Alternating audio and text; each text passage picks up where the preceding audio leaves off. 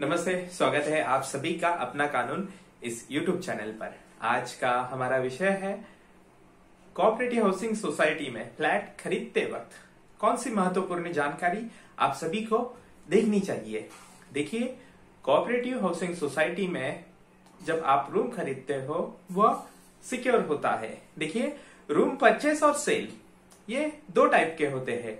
एक जो रहता है आप बिल्डर के तरफ से, यानी बिल्डर से आप रूम खरीदते हो, उसे डायरेक्ट सेल कहा जाता है। और आप जब भी किसी ओल्ड बिल्डिंग में रूम खरीदते हैं उसे रीसेल कहा जाता है।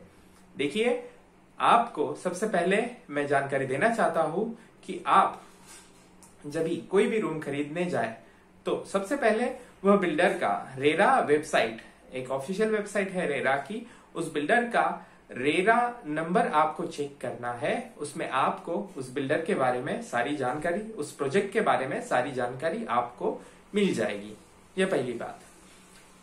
और उसके बाद आपका जो फ्लैट खरीदने का प्लान है वो कर सकते हैं, फ्लैट ले सकते हैं, सारी जानकारी आप देखने के बाद। दूसरी महत्वपूर्ण बात यह है कि अगर आप रीसेल में कोई भी फ्लैट देखना चाहते हो तो वह फ्लैट देखते समय सबसे महत्वपूर्ण बात है जो देखनी चाहिए वह है, देखिए, रीसेल फ्लैट में सोसाइटीज तो होती है, सबसे महत्वपूर्ण है वहां सोसाइटी होनी चाहिए। दूसरी बात यह है, सोसाइटी होने के बावजूद उस बिल्डिंग का कन्वेंस होना चाहिए। यह भी एक महत्वपूर्ण बात है। अगर कन्वेंस होता है तो आपके लिए यह बात बहुत फायदेमंद होगी। भविष्य में वह बिल्डिंग रीडेवलपमेंट में जा सकती है। देखिए, यह बहुत महत्वपूर्ण बात है। अगर किसी बिल्डिंग का डीम कन्वीनियंस नहीं है, अगर वह बिल्डिंग डिलैप्ड कंडीशन में है, यानी वह बिल्डिंग बहुत पुरानी हो चुकी है, तो वह बात आपके लिए बहुत महत्वपूर्ण है, वो बिल्डिंग का कन्वेंस होना। या फिर आप देख सकते हो वह बिल्डिंग का डीम कन्वेंस हो चुका है या नहीं है, या फिर सोसाइटी कोई इनिशिएटिव ले रही है या नहीं डीम कन्वेंस के लिए।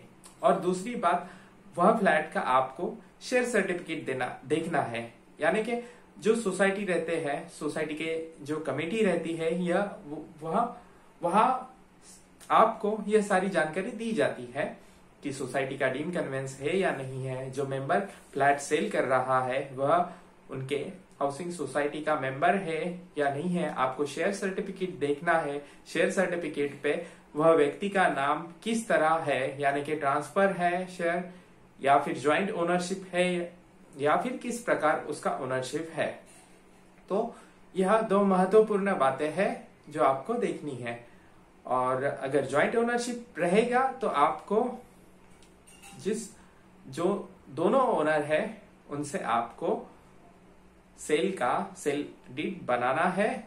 और एक महत्वपूर्ण बात जो आपको मैं बताना चाहूंगा, अगर कोई फैमिली मेंबर्स है उस फ्लैट में तो उन सभी से आपको एनओसी लेना है। यह महत्वपूर्ण बात है। आपको देखिए, आप जब भी फ्लैट रीसेल में देखने जाओ तो सबसे महत्वपूर्ण बात, वो मेंबर उस सोसाइटी में कब से रह रहा है, चेन ऑफ सेल एग्रीमेंट है या नहीं है, यह आपको देखना है। और महत्वपूर्ण बात, शेयर सर्टिफिकेट में उस व्यक्ति का नाम कैसे ट्रांसफर हुआ है। देखिए, मैं आपको एक एग्जांपल देना चाहता हूं जिससे आपको महत्वपूर्ण जानकारी मिलेगी। देखिए, हस्बैंड एंड वाइफ के नाम पे एक रूम था, हस्बैंड के नाम पे रूम था, हस्बैंड की डेथ हो गई, उसके बाद वाइफ के नाम पे ट्रांसफर हो गया। अगर वो वाइफ, वो जो विडो है, वह रूम सेल करती है, वह रूम सेल करना चाहते हैं, अगर उनको 3 लड़के हैं या लड़कियां हैं तो उस वक्त तीनों लड़कियों या फिर जो भी उनको संतानें रहेगी उन सभी का नो ऑब्जेक्शन लेना जरूरी है। और भी उसमें बहुत सी बातें हैं जो, अगर प्रॉपर्टी, एंसेस्ट्रल प्रॉपर्टी और सेल्फ ओन प्रॉपर्टी, यह एक दो कॉन्सेप्ट है। तो यह सारी बातों को आपको देख के, जो भी आप इन्वेस्ट कर रहे हो, जो भी आपका सपनों का घर ले रहे हो, यह आपको पहले यह सारी बातें का देखनी चाहिए और उसके बाद आपको घर खरीदने का निर्णय लेना चाहिए।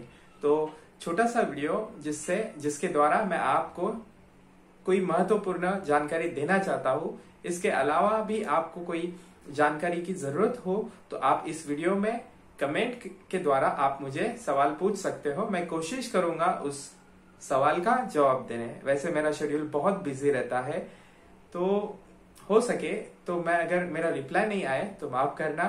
तो ये छोटी सी जानकारी मैं आपको देना चाहता था। धन्यवाद।